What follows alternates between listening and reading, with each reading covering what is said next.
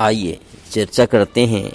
संतोष अमृतपान ही श्रेष्ठ सुख शांति का साधन है। संतोष अमृतपान ही श्रेष्ठ सुख शांति का साधन है। गरीब कौन है? प्रश्न उठता है, गरीब कौन है? तो गरीब वो है जिस तृष्णा बड़ी है। अमीर कौन है? अमीर कौन है? जो सदा संतुष्ट रहता है, वो अमीर है।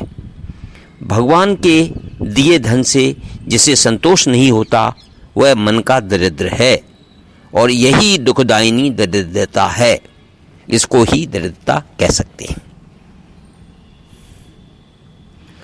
एक बार कहानी है, एक लोभी व्यक्ति एक ऐसे राज्य में पहुंचा जहां कुछ रुपया देकर व्यक्ति जितनी चाहे उतनी भूमि प्राप्त कर सकता था। प्रातः काल से हल बैल लेकर उसे एक स्थान से प्रारंभ कर भूमि का चक्कर लगाना पड़ता था। सायंकाल तक वह जितना बड़ा चक्कर बना पाता था उसका वही घेरा उसे दे दिया जाता था, मतलब जहाँ तक वो जा सकता था, घेरा बना करके, सर्किल बना करके। फीस सबके लिए एक ही थी। यह व्यक्ति वहाँ पहुँचा और फीस देकर उसने भूमि का घेरा नापना प्रारंभ कर दिया। मतलब एक व्यक्ति ने वो बड़ा घेरा बनाने के लोभ में चलता चला गया। सायंकाल होते होते वह इतना तेज चला कि घेरा पूर्ण करने के पहले ही गिर पड़ा और मर गया। इस कहानी का शीर्षक है, मनुष्य को कितनी भूमि की आवश्यकता है। अंततः वह व्यक्ति जितनी भूमि में गाड़ा गया उतनी ही भूमि उसे मिल सकी। वह बड़ी भूमि के घेरा उसका व्यर्थ चला गया। कहानी का तात्पर्य यह है कि मनुष्य व्यर्थ में ही इतनी वस्तुओं की तृष्णा करता है। अंततः वही उसकी मृत्यु का कारण बनती है। विधि का बनाया हुआ एक निश्चित क्रम है। धन, भूमि, मकान, संपत्ति तथा नाना वस्तुओं के देने की एक सीमा है। भगवान प्रत्येक व्यक्ति का ध्यान रखकर उसके निर्वाह और सुख के लिए पर्याप्त सुख सुविधाएं प्रदान करते हैं। किसी को कभी नहीं भूलते, निरंतर देते ही रहते हैं। पर भगवान के लिए धन, सुख, सुविधाओं जैसे संतोष नहीं होता, उसकी बड़ी दुर्दशा होती है। तृष्णा पिशाचिनी उसे निगल लेती है।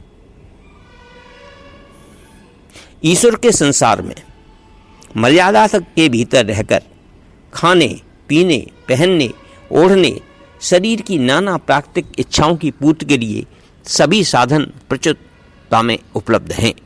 किसी को किसी वस्तु की कमी नहीं है। जीवन की आधारभूत चीज़ें विपुलता से बिखरी पड़ी हैं। जितना जिसके हिस्से में है, जितना जिसके भाग्य में है, उसे देर सबेर अवश्य प्राप्त होकर रहता है। कोई किसी के भाग्य के धन, संतान, संपत्ति, भूमि, ऐश्वर्य, मान, समृद्धि को उससे नहीं छीन सकता। शर्त यह है कि हम अपना कर्म करते रहें, परिश्रम करते रहें, लापरवाही न करें, आलसी न बने और मुफ्त का धन लूटने की चेष्टा न करें। बहुत से लोग दूसरे का धन भी लूट लेते हैं, तो वो किसी न किसी को कमी ही हो जाएगी। जो काम हमें सौंपा गया है, कर्तव्य मानकर कठिन परिश्रम और सहयोग से उसे पूरा करते रहें। हाँ, अपना पेट भर लेने के पश्चात बचा हुआ धन या वस्तुएं ईश्वर की हैं, हमारी व्यक्तिगत नहीं है। उन्हें समाज के अन्य जरूरतमंद व्यक्तियों को दान करने में ही कल्याण है। आवश्यकता से अधिक धन इत्यादि रखकर दूसरों का शोषण करने वाले मोक्ष का सुख प्राप्त नहीं कर सकते। तृष्णा के मायाजाल में अशांत पड़े रहते हैं। संसार की विषय वासना में लिप्त व्यक्ति के दुखों का अंत नहीं होता। एक आवश्यकता की पूर्ति के बाद दूसरी, तीसरी, चौथी अनंत तृष्णाएं हैं जिनका कोई खाना ही नहीं होता है। इतनी तृष्णाएं हैं, इतनी इच्छाएं, हजारों छोटी बड़ी, अच्छी बुरी इच्छाएं उसके शांत सुख और संतुलन को भंग कर देती हैं, भंग करती रहती हैं। इंद्रियों को कभी संतोष नहीं मिलता, वासना कभी तृप्त नहीं होती। आसक्ति ही दुख का मूल है। संग्रह से त्याग ही श्रेष्ठ है। संग्रह से आसक्ति बढ़ती है। जीव संसार के माया मोह में और भी जटिलता से बंधता चला जाता है। कहा गया है, पद्म पुराण में कहा गया है, इस लोक में धन संचय की अपेक्षा तपस्या का संचय ही श्रेष्ठ है। ये पद्म पुराण कहता है। जो व्यक्ति सब प्रकार के लौकिक संग्रहों का परित्याग कर देता है, उसके सारे उपद्रव शांत हो जाते हैं। संग्रह करने वाला कोई भी मनुष्य सुखी नहीं रह सकता।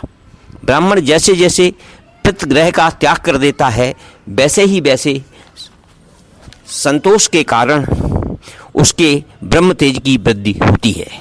एक ओर अकिंचनता को, दूसरी ओर राज्य को तराजू में रखकर तौला गया तो राज्य की अपेक्षा जितात्मा पुरुष की अकिंचनता का पड़ला भारी रहा।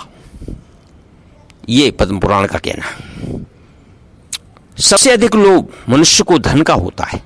जितना धन प्राप्त होता है उतनी ही तृष्णा बढ़ती चली जाती है। 100 से 1000, 1000 से 10,000, उससे लाख, 10 लाख, करोड़, अरब, निरंतर धन की इच्छा अधिकाधिक बढ़ती ही चली जाती है। मनुष्य यह भूल जाता है कि धन एक साधन है, स्वयं साध्य नहीं है। धन से मनुष्य की सात्विक आधारभूमि की आवश्यकताएं पूर्ण होनी चाहिए। बचे हुए धन को दान द्वारा दूसरे अभावग्रस्त व्यक्तियों को फैलाना चाहिए। यदि मर्यादा से बाहर जाकर कोई कृपण केवल धन का संग्रह ही कर्तव्य मान बैठता है तो बड़ी भारी मूर्खता करता है। स्कंद पुराण में कृपण धनी को पानी में डुबा देने का उल्लेख किया गया है। कहा गया है, जो धनवान होकर दान नहीं करता, स्कंद पुराण का कहना है, जो धनवान होकर दान नहीं करता और दरिद्र होकर कष्ट सहन रूप तप से दूर भागता है, इन दोनों को गले में बड़ा भारी पत्थर बांधकर जल में छोड़ देना चाहिए। ऋषिकुमार नचिकेता ने सत्य ही कहा है कि मनुष्य धन से कभी भी तृप्त नहीं किया जा सकता। यदि हमने प्रभु के दर्शन पा लिए हैं, आत्म साक्षात्कार कर लिया है, तो असली धन हमने पा लिया है। मांगने योग्य वर तो आत्म साक्षात्कार ही है। पहले तो धन के पैदा करने में कष्ट होता है, फिर पैदा किए हुए धन की रखवाली में क्लेश उठाना पड़ता है। इसके बाद यदि वह कहीं नष्ट हो जाए, दुख और खर्च हो जाए तो फिर दुख होता है। धन अधिक होने पर तृष्णा, मोह तथा कम होने पर हृदय में जलन उत्पन्न करता है। अंत में धन के त्याग में ही दुख ही आत लगता है। आप ही सोचिए, धन में सुख कहाँ है? महर्षि कश्यप का वचन है कि यदि ब्राह्मण के पास धन का बड़ा संग्रह हो गया तो उसके लिए अनर्थ का हेतु है। धन ऐश्वर्य से मोहित ब्राह्मण कल्याण से भ्रष्ट हो जाता है। धन संपत्ति मोह में डालने वाली होती है, मोह नरक में गिराता है। इसलिए कल्याण चाहने वाले पुरुष को अनर्थ के साधनभूत अर्थात दूर से ही परित्याग कर देना चाहिए। जिस धर्म के लिए धन संग्रह की इच्छा होती है, उसी के लिए भी इस इच्छा का त्याग ही श्रेष्ठ है, क्योंकि कीचड़ लगाकर धोने की अपेक्षा उसका न करना ही अच्छा है। धन की तरह विषय वासना की इच्छा भी विषैली है। वासनाएं निरंतर बढ़ती ही चली जाती, कभी तृप्त नहीं होती। भोग वासना आजकल की पाश्चात्य सभ्यता की कलंक कालिमा है। जो कामी है उसका विवेक नष्ट हो गया है, विवेक नष्ट हो जाता है। जहाँ धन और बढ़ती हुई वासना है वहाँ बुद्धि अपंग हो जाती है। वासना भोग विलास प्रिय व्यक्ति के पास यदि रुपया हो तो वह उसके लोक का नाश करने वाला होता है। जैसे वायु अग्नि की ज्वाला को बढ़ाने में सहायक होती है, जैसे दूध सांप के विष को बढ़ाने में कारण होता है, वैसे ही दुष्ट का धन उसकी दुष्टता को बढ़ा देता है। वासना के मद में अंधा हुआ व्यक्ति देखता हुआ भी अंधा ही रहता है। इसी प्रकार संपत्ति एकत्रित करने की इच्छा भी उत्तरोत्तर बढ़ती है। एक मकान के पश्चात दूसरा, फिर तीसरा, फिर चौथा, फिर नाना प्रकार की इच्छाओं के दास होते हैं स्वामी होकर के, और संपत्ति को बढ़ाने की इच्छा का कभी अंत नहीं होता। इस प्रकार संतान की इच्छा भी कभी पूर्ण नहीं होती। इच्छाओं का बड़ी संख्या में उत्पन्न होना ही मनुष्य के दुख का कारण है, हमारी अपूर्णता का सूचक है, परिचायक है। हमें यह बात भली भांति स्मरण रखना चाहिए कि संसार में कभी किसी की इच्छा पूर्ण नहीं हुई है, तृष्णा बढ़ती ही रहती है। ईश्वर ने अपने परिश्रम की जो रोटियां हमें दी हैं वही हम ईमानदारी से लेते रहें, सदा अपनी मेहनत की कमाई पर निर्भर रहें। यही श्रेष्ठ सुख शांति का साधन है। आसक्ति का त्याग कर, क्रोध को जीतकर, स्वल्प स्वल्पाहारी यतेंद्रिय होकर बुद्ध से इंद्रियों को रोककर ही हम आनंद प्राप्त कर सकते हैं। कहा गया है, जीरियंत जीर्यता केशा दंता जीरियंत जीर्यता जीवितासा धनासा च जीर्यतो अपि न जीर्यति चक्षु श्रोत्राण जीरियंत तृष्णैका तरुणायते।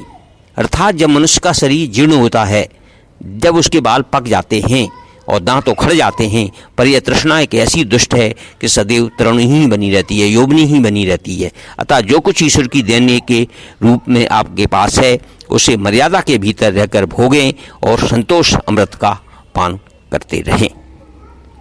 यही संपत्ति का अमृत पान करना, संतोष अमृत पान ही श्रेष्ठ सुख शांति का साधन है। ओम श्री परमात्मने नमः।